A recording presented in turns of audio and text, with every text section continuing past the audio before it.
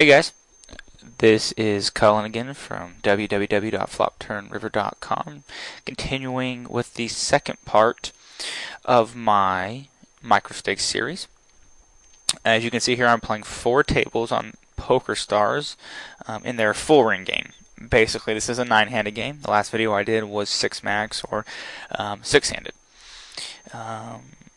I'm waiting on some blinds to go. I've already posted in the cutoff, which is perfectly okay at 4 ring here. I'll be posting on the button here, Lira, and we'll get going. I don't have the HUD running. Not going to run it. Basically, going to sit around and maybe nut camp our buns off a little bit. I'm not too sure about these tables. I'm going to fold the ace-3 suited up on table 1. I will check the king-3. So already on table 2, which will be top right, I can tell this table might be a little tight. It was limped to the button, who just limped. I knocked my offsuit king in the big blind, and that was that. We're going to try to play pretty tight. I do have the Poker Tracker software running. We'll be able to review the session afterwards. But for right now, I'm going to kind of show you guys 4-tabling, 4-ring. Might do a later video of myself 9-tabling, but for now we're going to talk about what we want to do in full ring and how maybe it differs itself from 6-max and the plays we're trying to make. Trying to get some reads here on the players. We're going to play pretty tight. So playing pretty tight may not lend us to playing too many hands. That certainly doesn't mean we can't be involved in a sense. What I mean by that is we can't just, doesn't mean we're not allowed to not pay attention. We'll pay attention. Let's try to get some reads. Let's take some notes. Once again, heads up here. This player leads into me for full pot. I'll just fold. Once again, though, very tight, very, very tight. How do we exploit tightness? Well, we probably open our range up a little bit, and then we shut down to any type of resistance. So maybe we'll start opening a little bit wider. We certainly know that I might myself know I have a bit of an edge post-flop. So we could be involved in more pots and see if we can't, win some more pots post-flop. A hand like 2-9 is a nice hand. We've had a few free looks out of the blinds, just haven't been able to flop anything. The player opens. Typically at 6-max, I'd probably 3-bet, seeing how it looks like he might be isolating a limper. But at full ring, I'm just going to call behind. I have plenty of set odds, and I have position. Probably won't be folding too quick on the low flops. Ace-2 suited, so this isn't bad. Just the Queen-7 3-flop's not bad. We'll see what he bets here. The thing that stinks now is we don't have relative position. I'm going to raise up. 25, the ace-queen offsuit on the button. We really don't have relative position because if we call, there's 2 players behind that could be looking to check raise.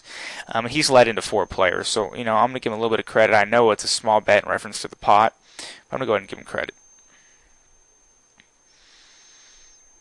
And I get looked up over here. It's a nice flop for the ace-queen. He bets 35. Well, I'm not going to fold. Raising may not accomplish much.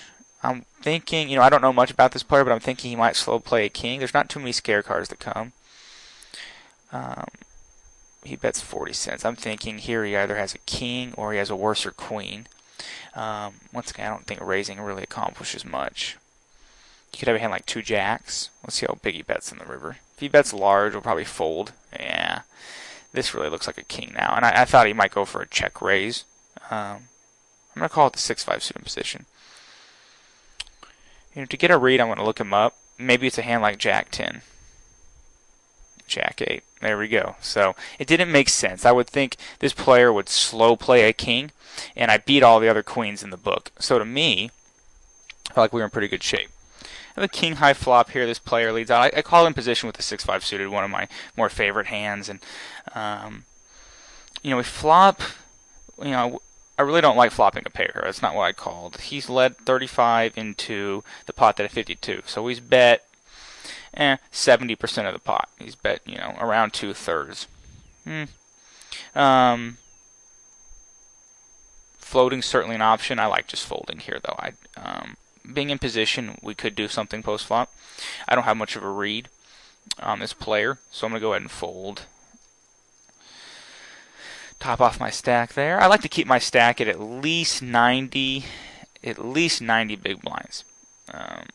You know, if not full. I mean, I'm always going to try to keep it full. I think there's a script you can download for PokerStars that'll allow you to always top your stack off. Unfortunately, at the $5 no limit, the max buy-in is $10, and I'm not advocating if you only have maybe a $100 bankroll to buy in for $10. That's certainly something I'm not advocating. So I'm going to maintain this. And what we'll do with this player is we'll take a note, okay, and we'll go leads with weak hands.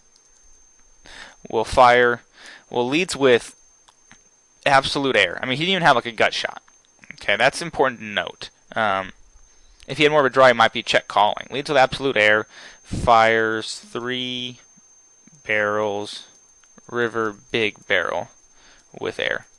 Okay, that's a good note to take.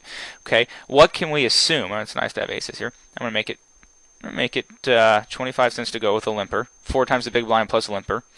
Okay, we can also assume that probably a player who likes to slow play.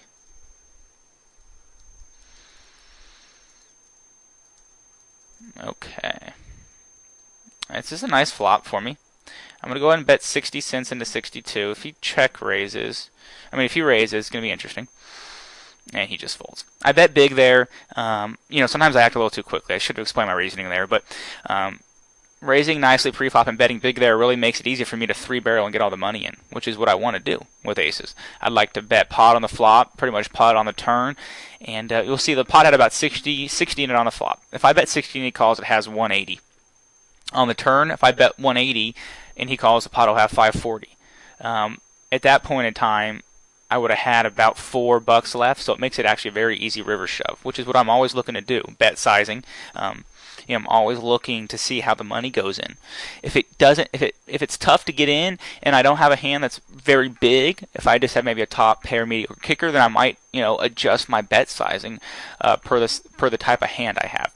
But back to the notes on this player, he led into us all 3 streets with air. So I kind of assumed then that he is a bit of a slow player. Like I'm only behind with the 4-3 suited. Maybe a little too low. 5-6 might be the worst hand to do this with. But for the sake of the video and to get some more hands there, we're going to do it. But referencing this guy on table 2 that it led 3 streets and hit, you know, bet the river pretty big, I would assume that he's more of a slow player when he actually has a hand. He doesn't actually maybe lead all 3 streets like that. When he has a real hand, he might look to check raise the flop. He might be looking, you know, to maybe just check call and check the turn to me. I'll probably be check folding on this 4-5-7 board against this player. Now, you wonder why I would probably check fold, you know, just like before I had second pair here, but this is a very, very, and now I'll be betting, this is a very vulnerable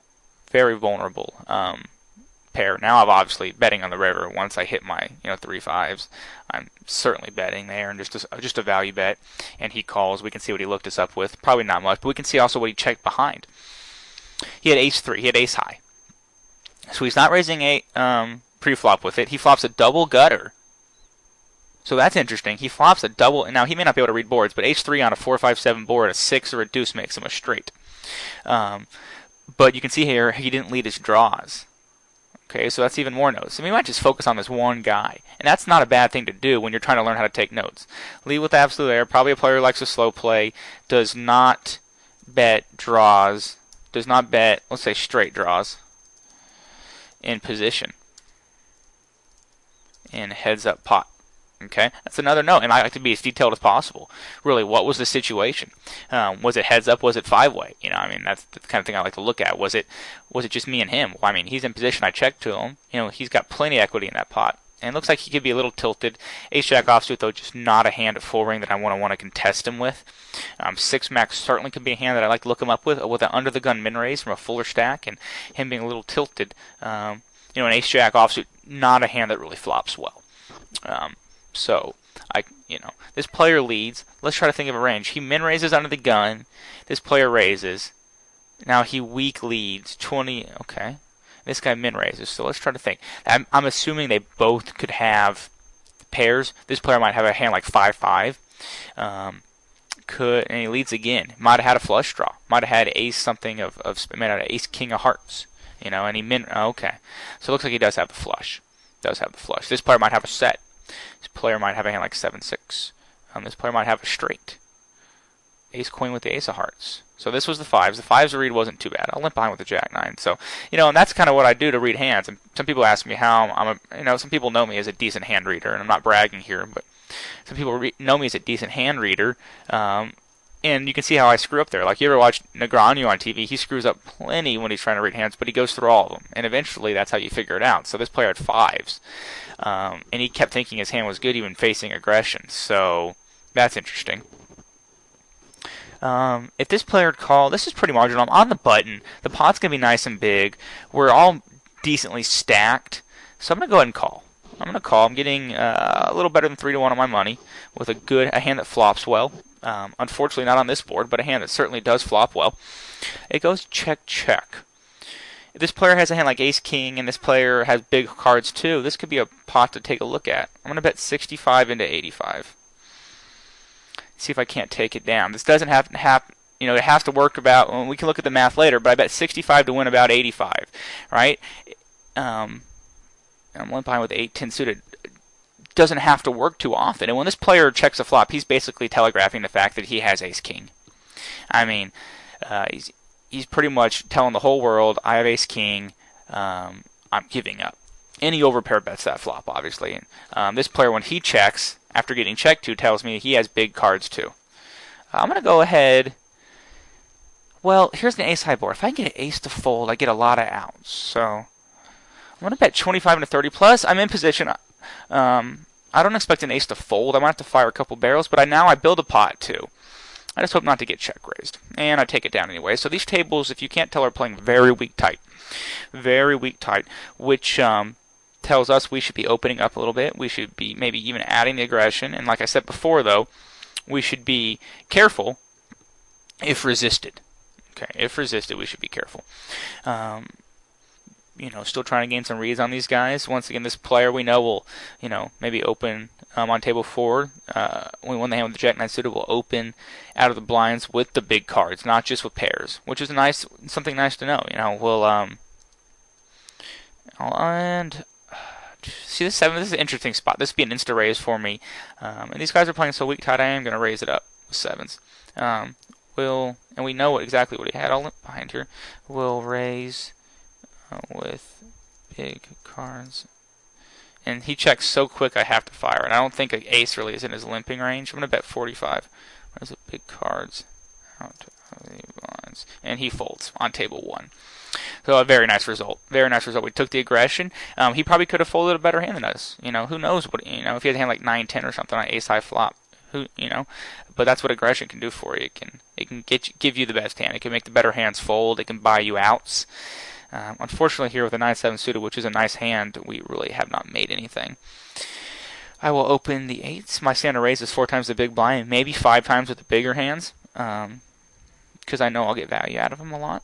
And tables are very weak tight, though. Very weak tight, and we definitely want to take notice of that. And if someone's betting a lot into us, or if someone check raises, or somebody, really starts getting aggressive, something we definitely want to be careful of. Now, that's a decent flop for 2 8s. He leads for 25 cents. I see this is a fun little spot. Let's think about our options here. Only have 15 seconds. Raising, certainly. Calling is definitely when the pot's still small and we're in position. We can fold all bad cards on the turn and see if he 2 barrels or not. So I'm going to go ahead and call. I think folding is too bad this early in the hand. I think raising definitely doesn't make him. That's a good card, maybe to raise on the turn. I don't think raising. I wonder if I can raise it up to 175 and get him to fold. He might have a flush draw. That's a great card to bluff. Like, I could have ace-king easily, So that's a good card to bluff. They are playing weak tight. Hopefully he's able to fold, And if not, I'll probably have to follow it up and shove the river here, and he does fold. So there's a nice play, right? A scared card came. There's a few hands I could have right there. I could have a big pair that I slow played on the flop. I'd love hands like 8-9 suited, but not under the gun, obviously, where I'm going to be out of position the whole way. But that's a great turn card. If he's leading a 10 again weekly, he's pretty much going to have to fold there to me, which is nice, which is very nice. So That's called scare card. It's a scare card. And when the tables are playing weak tight like they are, that's what you want to do. That's the kind of play you want to make. When the tables are playing loose, passive, no fold'em, hold'em, that's probably not a play you want to have in your arsenal. You just want to bet when you have a big hand, and you want to check when you don't, and bet strong for your biggest hands, and build the pots with some nice draws and things like that. But when they're playing passively, and put a note on this player now. Led weak on 2 streets, folded to turn raise on turn raise, and we'll go king to turn raise in a raised pot. So just some notes you can take, and later on, this player won't remember me if I, a couple sessions from now, but if you run into him again, and that happens again, that's a great way. If we look at that pot, I'll bring that up. When I make it 175 to go on the turn, or 150 more really, that has to work about, every other time. Do I think it's going to work every other time? Sure. Definitely think it's going to work every other time. Queen Jack offsuit to a hijack, which is this position. Opener. Getting a little better than 2 to 1. I'll go ahead and see a flop with it. I might lead some good flops. Like this one. Certainly going to lead out here. Well, leading. Oh, he has a short stack. We're just going to check raise them all in. And, okay. Once again, I'm going to try to get him to put the money in. Okay, now I have to bet. We're going to bet 2/3 of the pot there and see if we can't get a call out of hand like 10s or 8s maybe. And he might have had a hand just like ace-king that he couldn't continue with. What I was doing there, checking to him a few times, as you can see, and what I should have noticed pre-flop was he wasn't too deep. But you can see I was trying to let him put the money in. There were a couple of scare cards that could come for me, but the pot was still, slow playing kind of stinks when the pot's big. The pot was small, so slow playing is not as big of a mistake when the pot's small as compared to when the pot's big, and that's something people don't really realize. There's a few, and we can talk about slow playing here because a 4-ring it might be. There might be reasons to do it. So this player min raises. We're definitely going to call. We know he's very aggressive. We stand and win some nice money if we can flop a deuce. We don't, unfortunately. I'll limp behind the queen jack suited. I don't think it's a raise with 2 limpers. Let's see. He should. I'm assuming he'll c-bet here, especially as aggressive as he was in that one hand. Unfortunately, I'd love to see him check. I flop an open-ender and a 5-way pot with a flush draw there. I'm going to check behind with the deuces. I pick up a gut shot. Deuce or 3 is probably good enough for the pot now. If there's a hand like 6-7 out there. I will call with queen jack. I'm going to proceed very cautiously, though. It might have been a bet there on the turn with the deuces. Proceed very cautiously, though, with the flush draws, the paired board. And there's no way my hand's good unless they both have hands like king, queen, king, jack. Oh, and they do. So my hand is good. Okay. So it's something we can look at. Just more so. And here's not a good spot to try to take this pot down. I don't think. I think player leading. The board's dry, so I don't think I'll get as much respect for a bet as I would on a dry board. And unfortunately, I do not connect. I also had a free card look in a smaller pot there. I'm gonna go ahead and take it. We can look at this guy's min raise opening range too. Was Queen 10 suited, and that's another note you could take if you don't run a HUD. You definitely want to know what. And this player, see, he wakes up on the river. I wonder if he's going to get looked up. I'm trying to think of the hand he could have and what line he takes it with. What is he just? I think it's like a Jack 8 hand maybe, but that's it's just 8-8 maybe. That's a tough board to raise. I'm really hoping this player looks him up. We're trying to figure out what hand he doesn't bet on the turn. It might be a hand like 10-10, but that he doesn't bet on the turn. That it would have been nice to see that hand. Really would have liked to see the line he takes. I think it's an A lot of times, but I don't think players this level, and from what I'm seeing tonight, raise that kind of board with just a straight. And he would have been very incorrect to raise with just a straight there because he's only getting looked up by worse. Only. Now, if he had like a Jack 8, then he could maybe raise because he has the Jack high straight as opposed to the 10 high straight, which is having the naked 8. So, pretty soon this guy's probably going to call us here out of the big blind. Yeah, certainly does. We flop middle pair here. Bet 35 into 42. If he has a hand, we're really going to force him to tell us that. I'm going to bet the same here at 35 into 42 on the ace high board. He's calling with a lot of hands, more so than just aces. This guy checks. Flush draws are in his range. Worse jacks are in his range. But I don't think I'm getting him to fold a king ever with 2 barrels. So I'm going to shut down. And that's a good card. That's a good card. It misses every hand in the book. Is there value in betting this river? Probably not. I don't really see many worse hands calling. Maybe a hand like tens or a hand like jack 10. But for the most part, I don't think he's folding a king now that I checked through the turn. So I think checking the river is right. I'm hoping to see a missed flush draw. Oh, I see nines. So like I said, nines or tens, right? So I don't think he's calling, looking me up there on the river, but he might have. That's certainly that. Nines and tens are the hands that I certainly might get value out of a bet there on the river. Unfortunately, I do not. So we know also though that call a king jack X flop with 9-9 in a raised pot, and I bet fairly large. Call a C bet on a king jack. Okay, good. So this player now, he knows I'll C bet nice hands. So I'm gonna go ahead and make the same kind of C bet I did last time, and we'll see if he does look me up. I was really hoping I turn a jack. I'm sure he's gonna give me a free turn card again. He knows I'll check through. This could be a spot where I could actually get away with a bit of a bluff here. In a river, because last time he saw me check through with that. Last time he called with the nines, he could have the same kind of hand. And that's unfortunate we don't connect. Hopefully he has a hand like queen jack, but he'll probably have to bet that. I think we're going to see a small pair again, unfortunately. And I think because the last time the line I took, I don't think I'm going to get him to fold this time. Oh, wow. Wow, so this player is not good at all. 8-9. Then called a C bet on a king 10x rainbow board with 8-9 suited. Wow.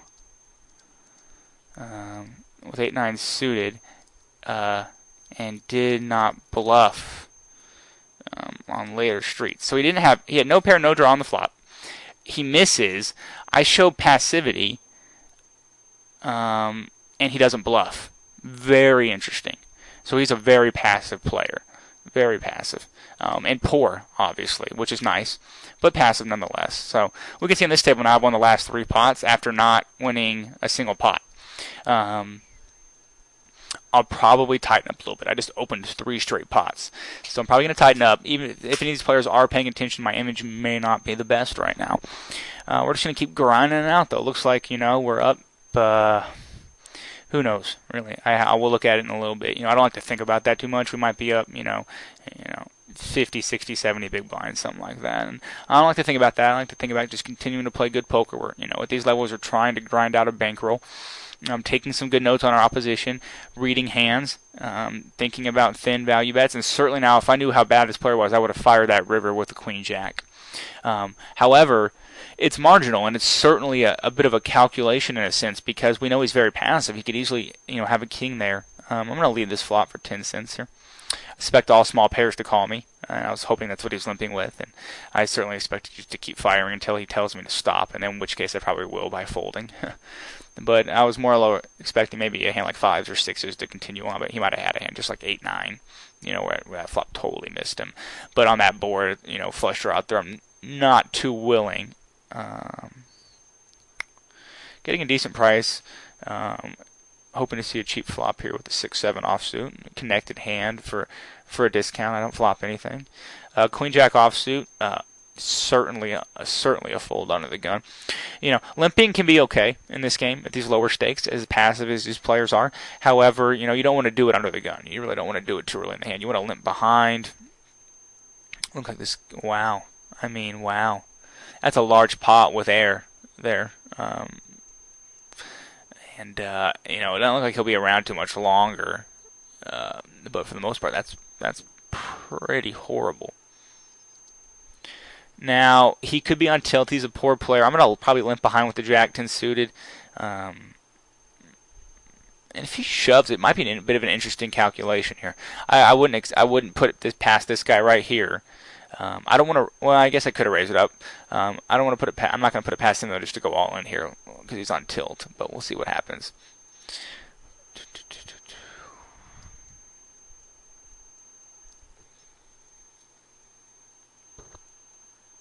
So kind of just plotting along here, really trying to. It goes ahead and folds. So we're going to be in about a 4-way pot with a very nice multi-way hand. Very nice hand. And we flop a gut shot. On ace-high boards, I don't mind calling a bet here. It's very tough for someone to bet without an ace. Very easy for them to stack off, too. We're deep, or somewhat. We're full stacked. This is the great thing about No Limit Hold'em. You can call with hands like this. I have a backdoor flush draw and a gut shot. I'm calling because I think in the future maybe that, and this is just, plays you want to mess around with. This is when you want to know your opponent, though. Is this player going to stack off easily? Who knows? For the sake of the video, let's call and just see what the turn brings here. I do have position on the player. I might get a free look at the turn. I flop top pair and a flush draw, so I don't turn anything here. If he leads again, I'll be folding this time. And it seems like a spewy play. I want to build this pot. I'm definitely going to bet full pot on table 4 with king 10 of clubs on this board. It feels like a bit of a spewy play when you do that, but you realize how deep the stacks are. The fact that his bet was only made up about, in a sense, maybe 35, 40 times of my stack, and I'm 10 to 1 to hit a gut shot. I pick up a lot. I can pick up some backdoor outs with heart draws. If he's gonna, if I knew he was leaving right away, I may not have done that. But there's things we don't know, and I was only getting 2.5, 3 to 1 effective when I called that bet. And people would first off go, "Whoa, what are you doing?" Well, on an ace-high board against players at this level, who I think will stack off with any kind of ace in their hand, certainly a two, ace queen, ace king kind of hand that he could certainly have. I'm going to be willing to call the gut shot there. Now, it's a spewy play in the long run if you don't know your opponent, if you know he won't stack off easily. If he's weak tight, then don't call there. Either fold or raise. I mean, raising is a better option than calling, even with just your gut shot. So for the most part, that's what I'm thinking. That's my thought process, and I don't do that all the time. I really don't do that much at all. But against a player who I've seen not be afraid to get the money in some spots, already about 30, and we can kind of look at what he's done, maybe 2. But he's been in a lot of pots, a couple, one big pot and some medium-sized pots, so he's not afraid to put some money in there. And for the most part, I didn't have to win a ton more to make that peel profitable. I probably have about 15% equity in the pot at that time. I'm almost getting 3 to 1 of my money, so needing about 7 to 1, 6.5 to 1, not in too bad a shape. We should keep rolling on here, keep talking about some things. I hope you guys are enjoying the video so far. Hope you guys are getting something out of this. Maybe more of a post-flop lesson even at these set camping stakes, as some people might call them, or set mining or nut camping stakes. What they mean by that is that players sit around just looking for very big hands. I see that a lot, and at these levels, there's actually probably nothing wrong with that. What you need to do, though, if you're going to be a player like that, is learn how to size your bets correctly. Learn how to, when you do hit that big hand, get the money in. Let's see, Blue 350 asks, you have an ace in the chat on table 4, and then he calls the bet. If he raises here, he's pretty much always has an ace, and I really think he's just typing that in there to try to sucker the guy in.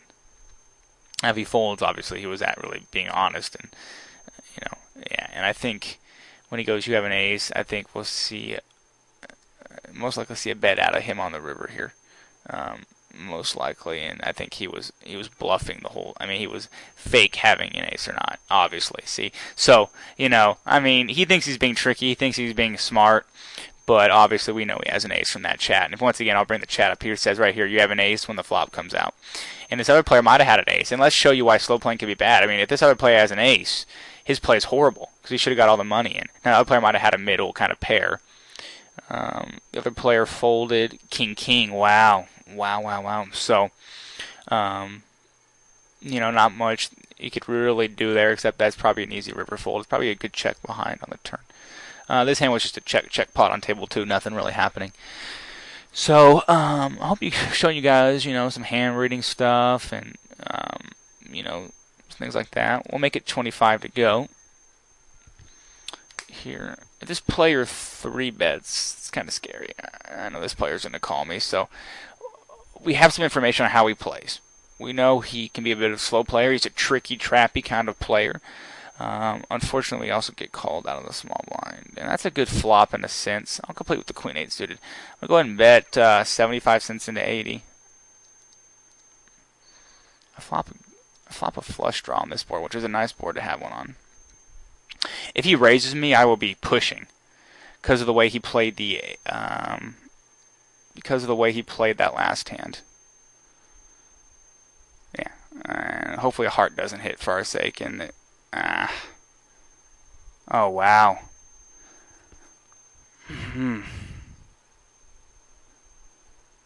Wow, I did not see kings coming.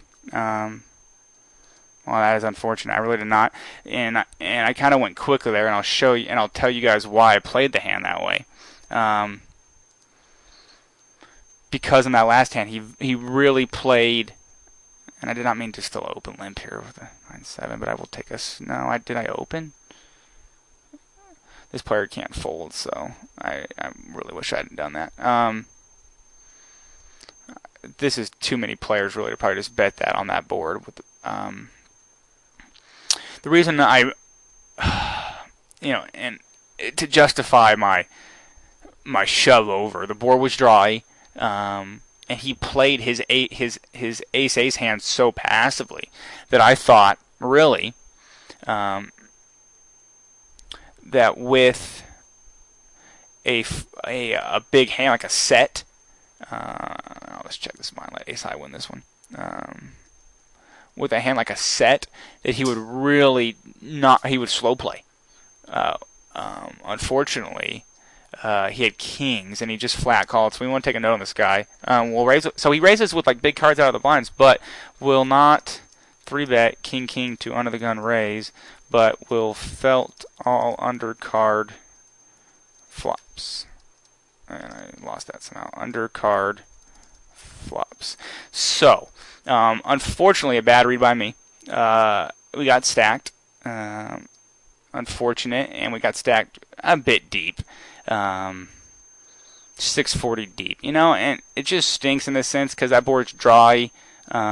He could certainly have a flush draw. He could certainly have a top, just a ace-9 kind of hand that, he just had to raise on the flop. But, so unfortunately, and I posted here, I did not limp the ace-9. This is a good flop to bet, though. Yeah, we'll go ahead and bet. Just unfortunately that he didn't 3-bet pre-flop. And the way he had played that 3 aces hand so slowly, I wasn't really putting aces or kings in his range. I mean, he's raised against limpers out of the blind, so I think he's aggressive pre-flop. I certainly think he's going to 3-bet a hand like aces or kings. It could be a hand like jacks or tens. Certainly could be a hand like jacks or tens, or a flush draw. He played so aggressive. He didn't play aggressively at all that other hand. Is what kind of stinks. So I'm gonna go ahead and fire this one. He knows I'll fire with hands, so it's gonna take a little bit for him to continue here. And if he raises, he calls. So it's not a bad card to bet. Again, he's got to give me. I mean, if you looked at the hand history. Wow, he calls very quickly. He's a bit of a slow player, so I think I'll be check folding here. Yeah, I know he likes to slow play, so unfortunately, when he called that flop, I probably should have folded. I mean, I should have just checked the turn, but that was a good card to bet again. If he's capable, I'll raise up the ace-6. If he's capable of folding. I'm not sure if he is or not. So, unfortunately, this guy's getting the best of us on that table. That's okay, though. That happens. He has queen 10 like every time there, I'm pretty sure. He might have had aces or kings again there, though, I mean, last time he didn't do too much with them, so who knows?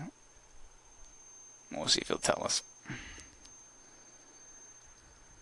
Oh, ace-king. So he's not 3-betting ace-king there. So I'm really trying to figure out this player's play a little bit, and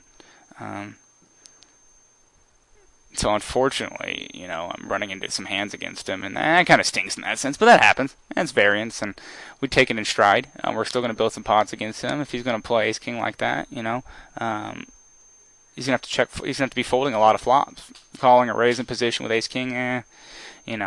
Not a huge fan of it. I like to 3-bet with a hand like ace king to really see where I'm at or not, and from there it makes playing post flop much easier.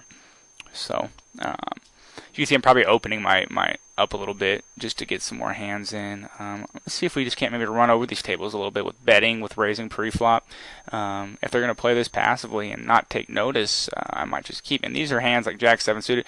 I like maybe more like a Jack 9, Jack 10 suited, obviously. These are hands that are very easy to play post-flop. Probably going to see that and then shut down if we don't have anything, or be able to two-barrel the right kind of scare cards and stuff like that. So, well, and there's some big hands, and see, this is the kind of thing I'm talking about where guys will lose big pots with just naked aces. So we'll check. This guy limps pretty early position. That's not a good flop to fire at because he has a small pair a lot. It's not a bad card to bet. I pick up a flush draw, and the king's a scare card for him. It's another one where it's very tough for him to call now if he doesn't have a king or queen, and he goes ahead and folds. He might have just had the ace of clubs, which I don't want to just let him show down there, so I'm going to go ahead and bet. So, showing some aggression, barreling. I opened the 6-4 suit in the cutoff, basically because this table is playing passively. That's a bad play, though, because that's a great flop against this player. I'm going to go ahead and bet big because I know he'll continue on. And my hand's very hidden. If I get, I expect him to call about everything, and that's great. That's exactly what we want. If he has a hand like 5-7, we're stacking off. We're going to keep firing here. We haven't fired the turn against him yet. Let's bet 150 into, no, let's bet 150 into 180. That'll make it 480, and we can shove the river.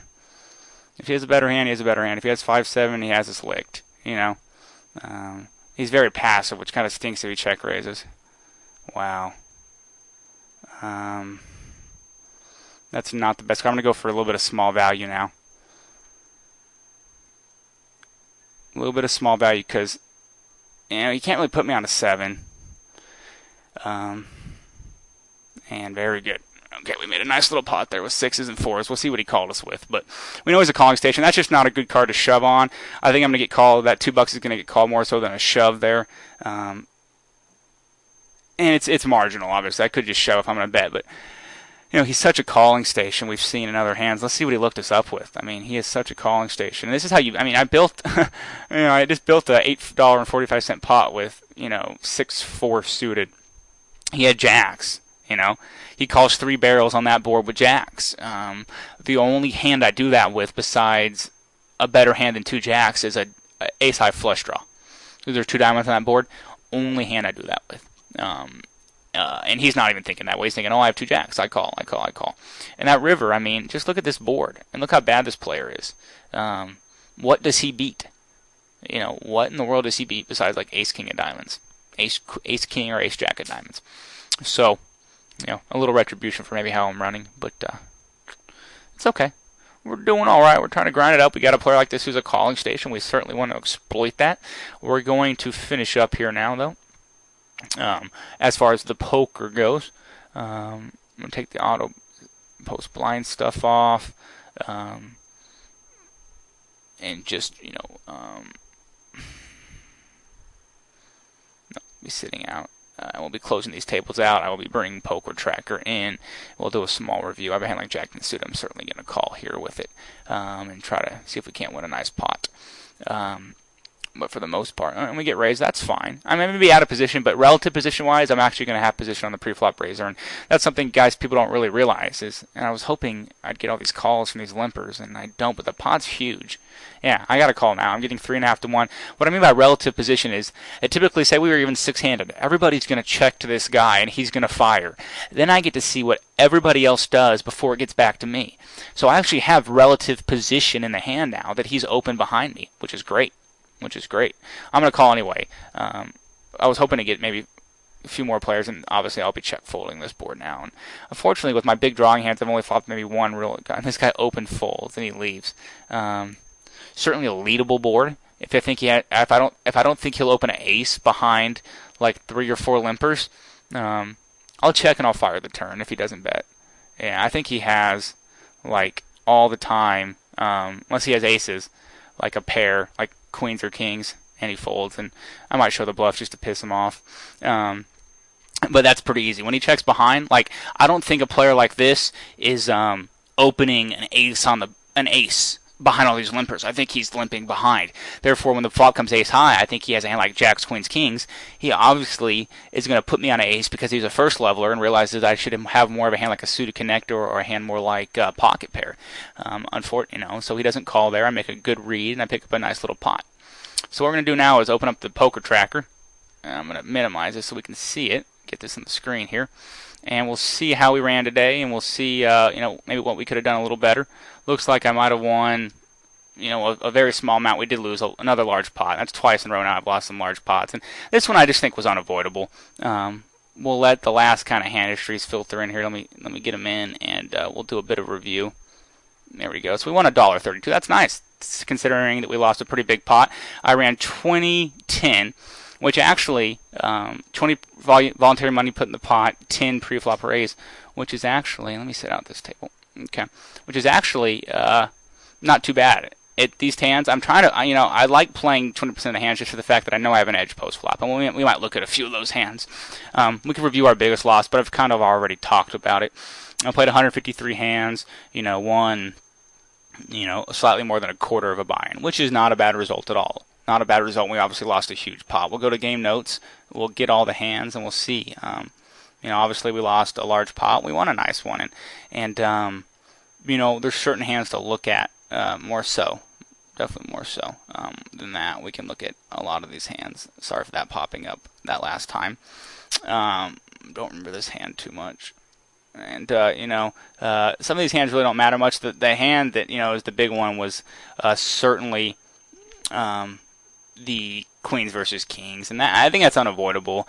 Talking about this player, there's some other things we can look at that I didn't look at in the last one to show you guys position stats where I was playing the bulk of my hands. You can see here, and this is, okay, I only played 155 hands, so I want, first of all, everyone to know that this could be a bit skewed, but you can tell how under the gun position, I didn't play a single hand. I only got dealt 7. But under the gun +1, it looks like I played 2 out of 17 hands. The next spot I only played 1 out of 18 hands, and then I started upping the voluntary money put in the pot. As I got into a later position, I not only, I raised more, but I also played more hands pre-flop, which is nice.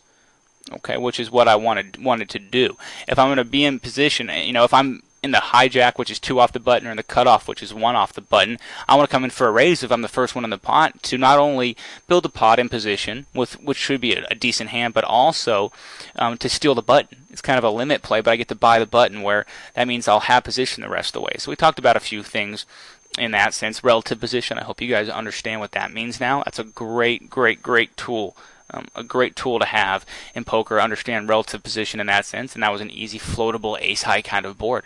I 2-barreled a few times, things like that. Just kind of looking through the tabs here to see if I can't talk about really anything else. There's some cool things in Poker Tracker you guys might want to look at. We can see the players I won the money from, the players I lost a lot of money to. So, certainly could have done better.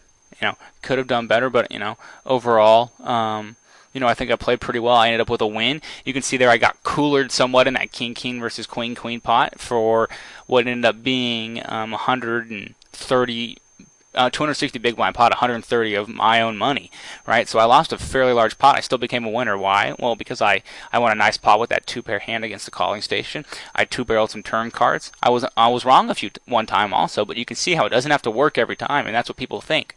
They don't 2-barrel or they don't bet the scared card because they think it has to work that time. No.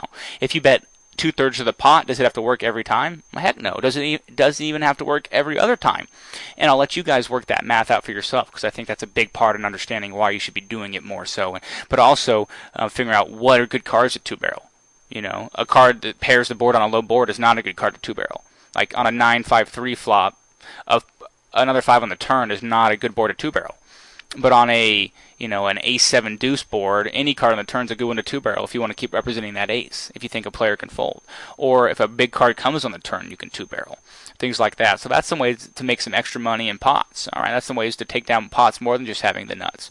So I hope you guys enjoyed this video. I'm going to end it right now. But once again, this was Big Spender 73, aka Cullen from www.FlopTurnRiver.com with my second part of my 5 or 6 part micro series videos. Next time we might do a video on the complete differences between 6-max and 4-ring. I hope you guys enjoy these. If you do watch this, I really ask you to rate them. Please rate them. It's not a contest. You don't hurt my feelings. I want to know how I can get better at making these videos for you guys.